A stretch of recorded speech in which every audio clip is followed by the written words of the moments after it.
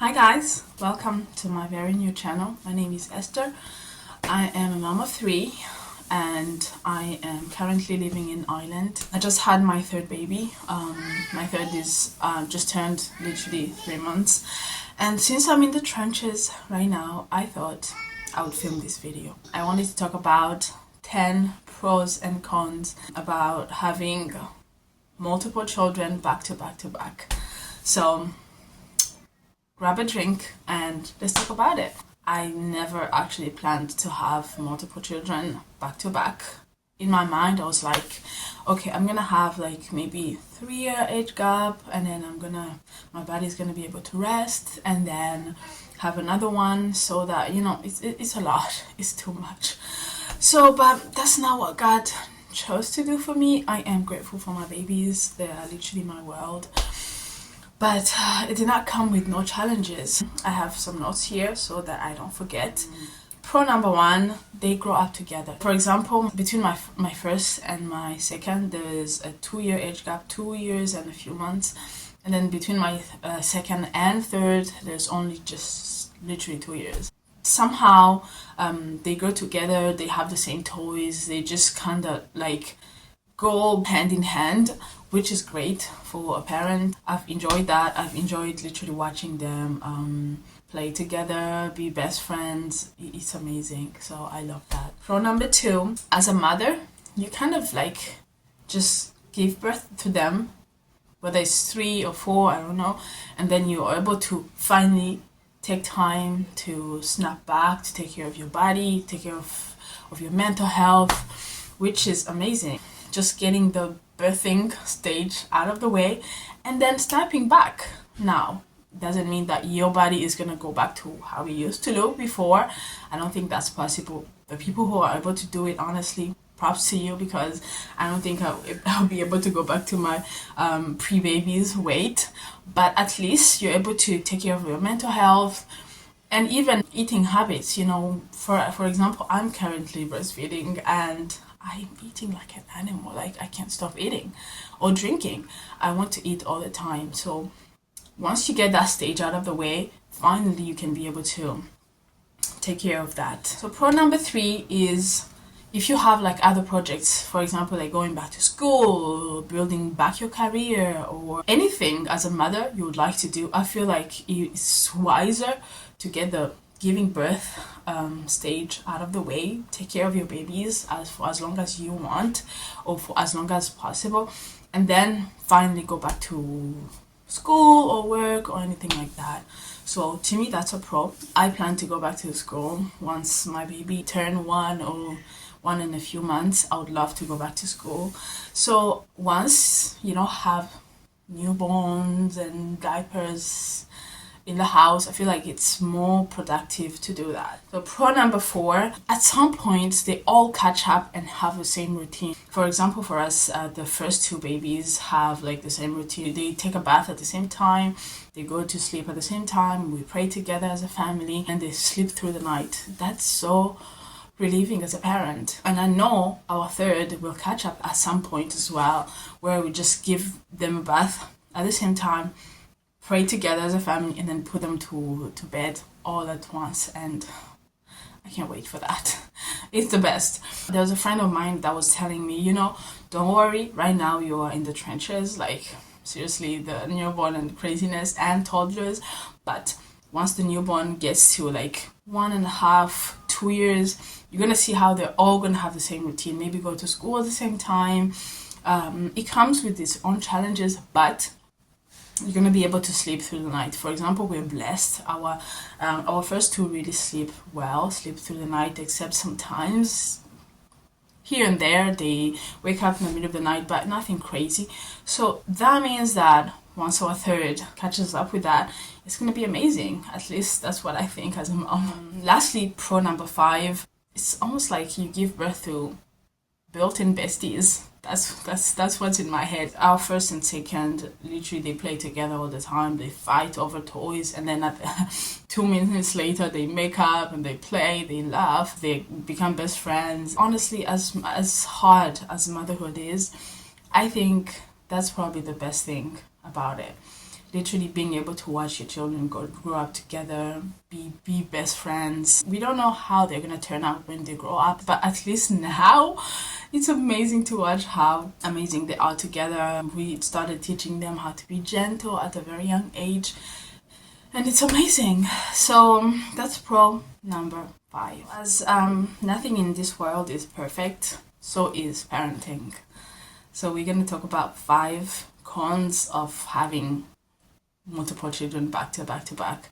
Con number 1 being it's literally exhausting. You are exhausted all the time. My mother was here a few weeks ago. She just left, and she was like, I don't understand how you live on coffee. Like every single morning, coffee. Coffee is not great. She's like naturalist, something like that. She loves everything natural, everything healthy. And then she was telling me how all the horrible things that coffee does to your body. But I was like, I don't have a choice. Literally, I'm up all night. I'm waking up 3 to 4 times to breastfeed my newborn.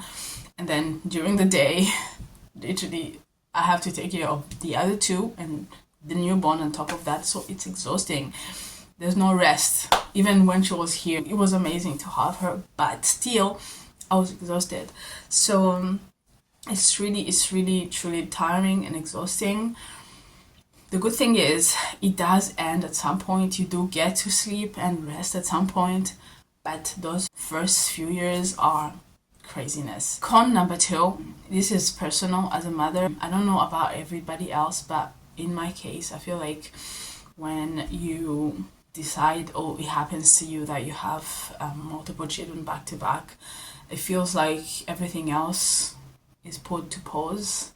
I feel like I've been stuck in this house for literally 4 years. I've been a stay-at-home mom for 4 years, and it feels like ever since I gave birth to my first, and then my second, and then my third, everything changes. You can just go somewhere. You cannot just go grab coffee or lunch with a friend.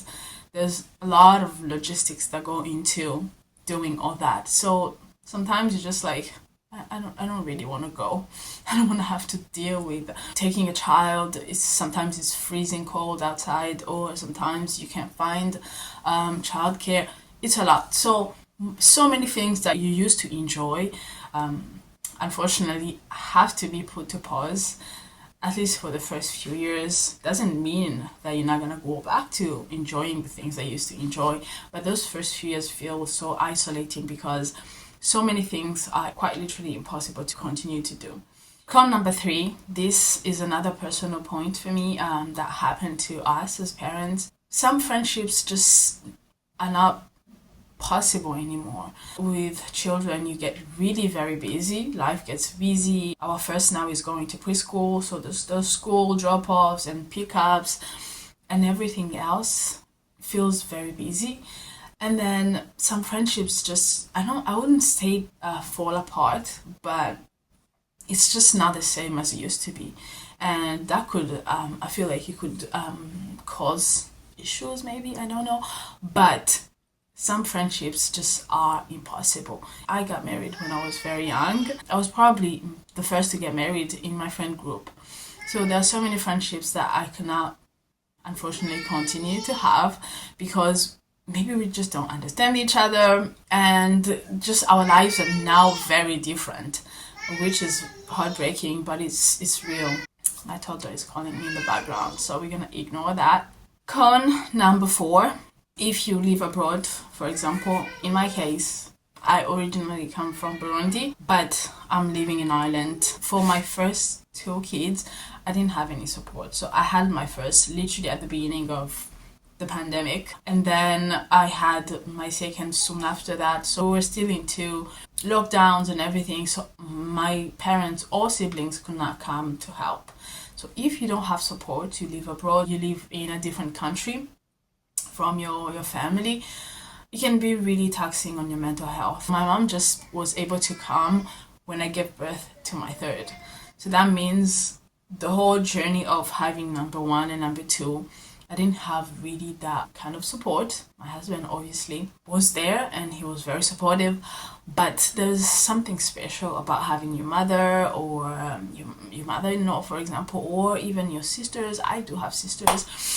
So I was not able to have that with my first two. And let me tell you, the isolation that comes with having a newborn, having somebody who constantly needs you, I don't know, it's very taxing on your mental health. So if you can afford to have support, or either from your family, or maybe pay for somebody to be there for you, it's gonna do you so much good. I promise you, I've been there.